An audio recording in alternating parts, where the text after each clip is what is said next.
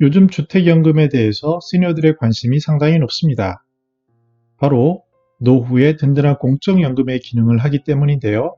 최근 문제가 발생하는 것은 만약에 배우자가 사망하게 됐을 때 그러면 어떻게 하지? 그 남은 배우자가 어떻게 주택연금의 혜택을 받을 수 있는지에 대한 고민들이 들고 있습니다. 이번 시간에는 주택금융공사에서 추진하고 있는 신탁 방식을 적용한 그 모델에 대해서 살펴보고 이것이 시니어 라이프 스타일에 주는 시사점을 살펴보도록 하겠습니다. 안녕하세요. 저는 시니어 라이프 비즈니스를 연구하는 최학희입니다.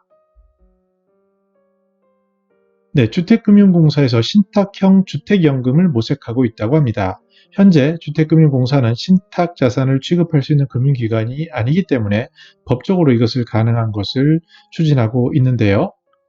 우리가 알다시피 주택연금의 큰 혜택 세 가지가 있습니다. 먼저 소득 대체율인데 주택연금이 공적연금으로서 소득 대체율이 약 70% 수준으로 상당히 높다라는 것을 많이 검증하고 있다고 합니다. 두 번째는 주택연금을 받은 그 월 생활비, 월 지급받는 연금이 바로 소비로 진작되는 효과가 굉장히 크다라는 것이 밝혀지고 있습니다.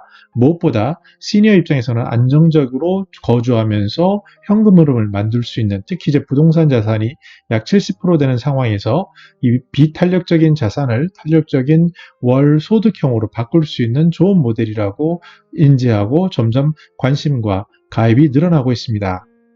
그런데 이러한 문제점이 하나씩 생기는데요. 뭐냐면 상속 분쟁이 생겼을 때, 예를 들어서 자녀들이 만약에 여기에 대해서 동의하지 않았을 때 이러한 배우자가 수급권을 받는데 어려움을 겪고 있는 사례들이 나타나고 있습니다.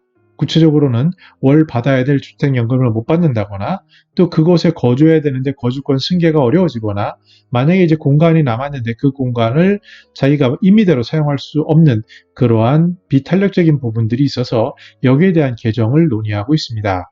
그래서 고민하는 것이 바로 상속형 신탁 구조를 도입하는 건데요. 신탁이라는 것은 크게 유언 신탁, 그리고 유언 대용 신탁, 수익자 연속 신탁으로 나눠볼 수 있습니다. 근데 가장 흔히 볼 수 있는 모델은 유언 대용 신탁으로 처음에 위탁자 생전에 신탁 계약을 하고 사망하면은 그 수익권을 수익자에게 이렇게 넘겨주는 그런 대신 이용하는 신탁이라고 보시면 될 것 같습니다. 일본의 사례에서도 유언 대용 신탁주의가 가장 다수를 차지하고 있는 모습을 알 수 있습니다. 근데 이 보고서에서는 일본 외에도 사례를 보여주고 있는데요. 기본적인 개념은 뭐냐면 자녀에게 증여할 자산에 대한 효율적인 관리 배분에 주로 초점을 맞추고 있으면서 부가적으로 남은 배우자의 안정적인 노후를 위하여 어떠한 이러한 신탁을 통해서 보장한다라는 데 그런 초점을 가지고 있다라고 볼 수 있습니다. 구조에 있어서 이제 기존의 별도로 배우자, 즉 사후 수익자가 등장하게 되고요. 이 사후 수익자에게 연금을 승계하는 형태를 신탁이라는 형식을 빌어서 추진하고 있는 것이라고 할 수 있습니다. 주택금융공사에서는 신탁형 주택연금을 도입하면 기대효과가 크게 여러 가지가 있는데 만약에 우리 같은 소비자 관점에서, 수급자 관점에서는 어떤 것이 제일 중요하냐면 수급 안정성을 강화한다라고 봅니다.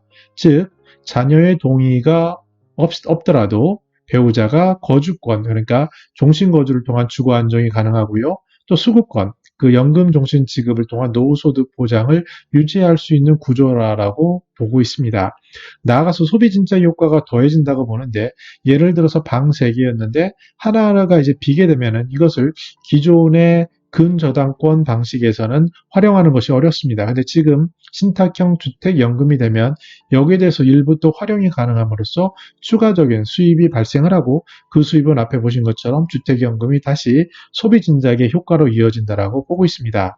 나아가서 이러한 부동산 자산들에 대해서 공적 기능을 강화할 수 있는 여지가 더 생기고 있다라고 주택금융공사 보고서는 발표하고 있습니다. 그러면 이것이 시니어 라이프 스타일 그리고 비즈니스 트렌드에 주는 시사점을 생각해 보겠습니다. 첫 번째는요. 우리가 주목할 부분은 고령이 되면 여성 노인이 남성 노인보다 더 오래 사시게 됩니다. 주로 한 4년에서 길게는 7년, 8년 더 사시는데요. 이랬을 때 만약에 주택연금을 가지고 분쟁이 발생했을 때 어떠한 거주라든지 수급권의 문제가 발생하는 것을 막아줄 수 있는 그런 효과가 있는 것이 바로 조금 전에 보신 신탁형 주택연금 이 제도라고 볼 수 있는 측면이 있습니다. 두 번째는 주택연금이 부동산 자산의 그 비탄력적인 부분을 매월 필요한 소비 생활 어떤 연금 형식으로 받게 되는 그러한 긍정적인 효과가 있다고 말씀드렸는데 여기서 생기는 문제들을 다시 시대가 바뀌면서 또 이제 돌아가시는 분도 생기면서 생기는 문제들을 기능적으로 제도적으로 보완하는 그런 효과가 있다고 보여집니다. 무엇보다 저는 SLB 채널을 통해서 강조를 했는데요. 만약에 시니어 라이프 비즈니스에 관심이 있는 분이라면 앞으로 블루오션은 아마 신탁이 될 겁니다. 그 이유는 이제 점점 시니어들이 자산을 가진 시니어들이 많고요. 시니어들이 사망을 하는 시점에 어떤 것을 생각하냐면 사랑하는 대상을 위해 무엇을 남겨줄 수 있을까를 고민하게 됩니다. 여기에 어떠한 유산에 대한 분쟁 같은 것을 사전에 방지하기 위해서 금융기관, 제도적인 기관을 택하게 될 거고요. 특히 자산의 70%가 부동산의 현 구조에서는 이러한 것들을 주택연금을 고려할 수도 있고 이것에 다시 신탁형을 연계하는 이런 모델들이 활성화될 겁니다. 그래서 만약에 민간 사업자라면 이것에 대한 어떠한 제도적인 틀 안에 들어가는 것이 굉장히 어려울 수 있습니다.